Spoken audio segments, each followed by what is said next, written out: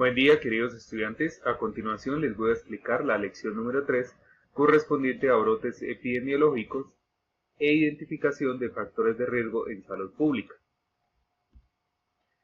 Bien, en primera instancia pues debemos conocer o saber esa definición de brote epidemiológico. Entonces sabemos que es una ocurrencia de una enfermedad o condición de salud en forma inusual o inesperada. Esa forma inusual también puede significar cuando la enfermedad no estuvo nunca antes presente en esa área o hasta ese momento. Entonces sabemos que se puede presentar una enfermedad en cualquier parte del mundo, principalmente pues a causa de agentes infecciosos o a causa también pues de nuestra falta de saneamiento básico, como ya lo hemos visto. Entonces fácilmente pues se puede pasar de un continente a otro y pues causar ya una pandemia. Entonces esto pues depende también de cómo lo asimile la persona, las condiciones, la infraestructura de salud obviamente de esa población o de esa ciudad, de ese pueblo, de ese corregimiento, pues para poder frenar y o controlar esa enfermedad. Bueno, tenemos estas definiciones básicas que me parece importante también considerar acá en este curso y en esta lección.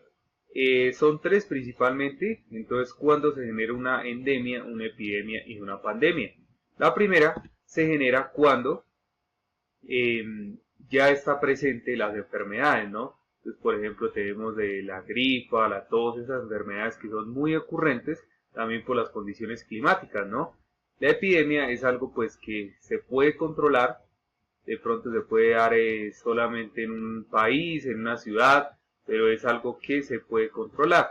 Y la pandemia es cuando pasa de un continente a otro a través del tiempo y pues que se puede demorar, digamos, cierto tiempo también en asimilarse o en buscar controlar esa enfermedad.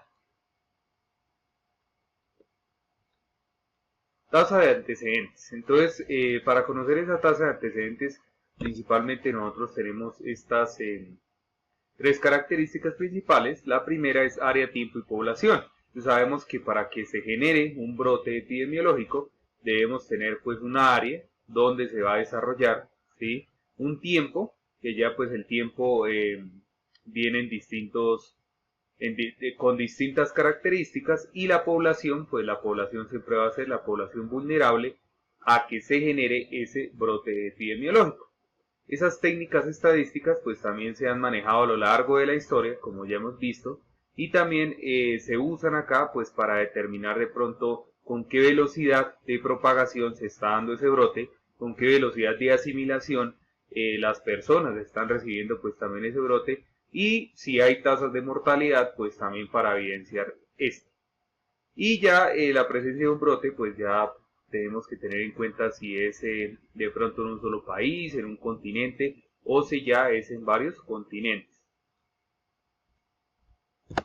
Los casos, entonces tenemos tres principalmente: el caso posible, el caso probable y el caso confirmado. Entonces digamos que estos tres casos que vamos también a abordar son muy importantes conocerlos para generar esto, ¿sí? Generar esa estadística que nosotros usamos pues para poder evidenciar cuántos casos posibles, probables o confirmados existe en cierta área y en determinado tiempo.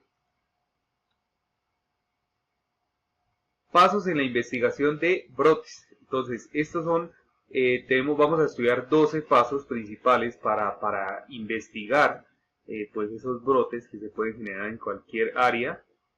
El primero es prepararse para el trabajo de campo. Entonces, como ya bien sabemos, nosotros debemos pues hacer un trabajo de campo para poder recolectar esa información primaria, ¿sí? Para hacer esa parte de análisis primario, para poder saber qué pasó, ¿no? Saber qué pasó, dónde pasó, por qué pasó, cuándo ocurrió, durante qué tiempo ocurrió, etcétera.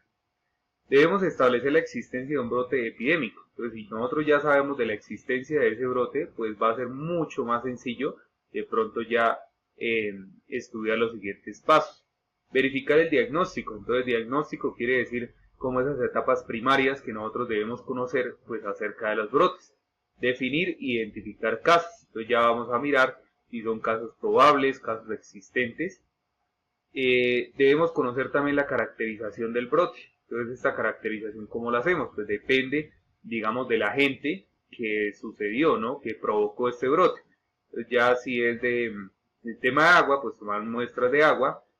Si es tema del aire, de pronto hacer monitoreos de calidad del aire, etcétera. Y por acá tenemos implementar medidas de control transitorio. Entonces, estas medidas son, digamos, algo que ocurre antes o durante, podría decirse, pero son transitorios. ¿Qué quiere decir? Que pueden cambiar dependiendo de lo que yo haya averiguado o investigado pues en estas etapas anteriores.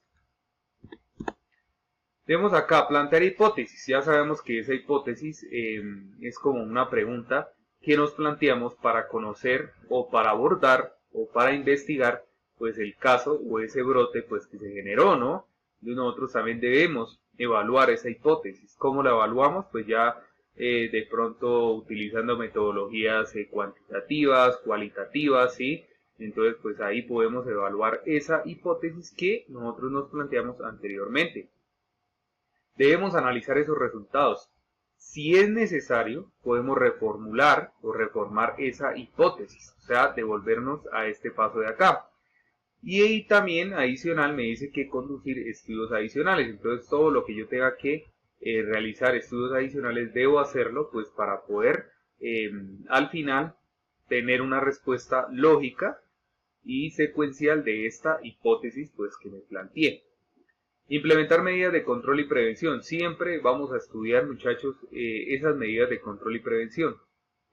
Ya sea investigación de un brote, investigación de una enfermedad, cualquier cosa debemos tener esos control y prevención presentes, pues obviamente para que no se propague tal vez ese brote.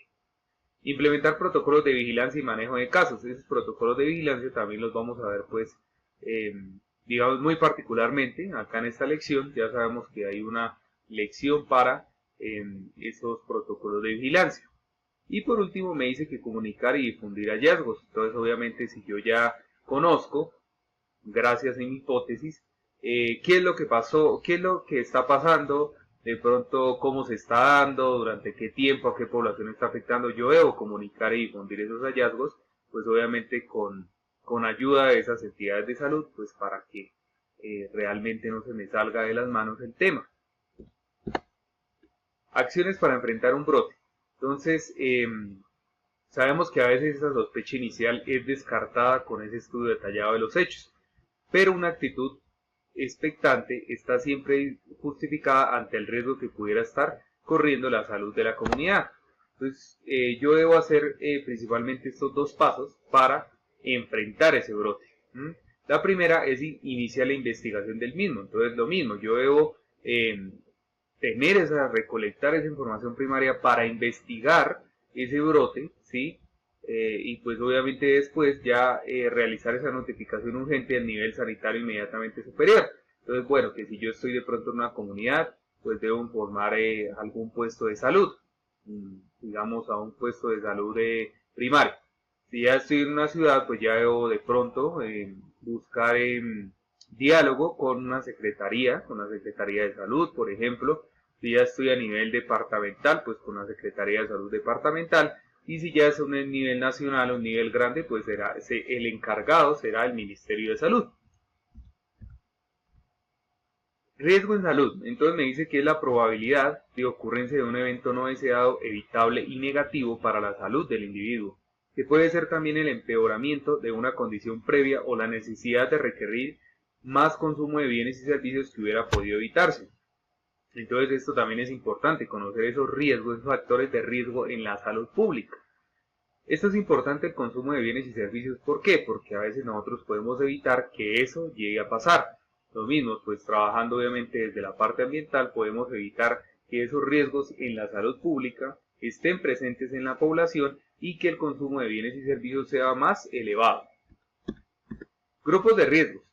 Es un conjunto de personas con condiciones comunes de exposición y vulnerabilidad a ciertos eventos que comparten la historia natural de la enfermedad, factores de riesgo relacionados, desenlaces clínicos y formas o estrategias eficientes de entregar esos servicios. Entonces nosotros también debemos conocer cuáles son esos grupos de personas que pueden estar más en riesgo y tener pues esas prioridades, ¿no? Al momento pues que se genere cualquier tipo de situación, problema. Gestión integral de riesgo en salud. Entonces, pues vamos a abordar cada uno de estos ítems que tengo acá. Por ejemplo, componentes de la gestión integral de riesgo en la salud, participantes y roles. Entonces, esto es muy importante. Sabemos que nosotros siempre vamos a trabajar conjuntamente, también con entes de salud, y nosotros, pues desde nuestro ámbito profesional y ocupacional, pues para, digamos, colaborar o coayudar, obviamente, a estos entes reguladores. Implementación, ya sean implementación de medidas, ¿sí? De medidas de control y prevención, por ejemplo, riesgos relacionados con el aseguramiento y la interrelación de riesgos. Eso también es importante pues abordarlo y conocerlo. Tenemos por acá la identificación y clasificación del riesgo. Tenemos estos 5 grupos: definición de modelos, articulación y coordinación. Lo mismo, siempre pues debemos tener una buena articulación con los demás profesionales y una buena coordinación pues para que las cosas se hagan de una manera efectiva, a tiempo y de una manera lógica. Organización y gestión, ese monitoreo de procesos también es importante tenerlo en cuenta. Y nuevamente la interrelación de riesgos. Y bueno, esto es todo por hoy. Pues espero que les haya agradado esta lección número 3. Eso es como básicamente lo que vamos a abordar el día de la clase, que es muy importante pues tener todos estos eventos que se pueden dar, estos brotes que se pueden generar y que nosotros desde nuestro ámbito profesional y con la ayuda de otros grupos profesionales pues podemos evitar y o controlar estos brotes o estas enfermedades pues que se pueden surgir en cualquier momento. Entonces muchísimas gracias por su atención y espero vernos en una próxima. Hasta luego.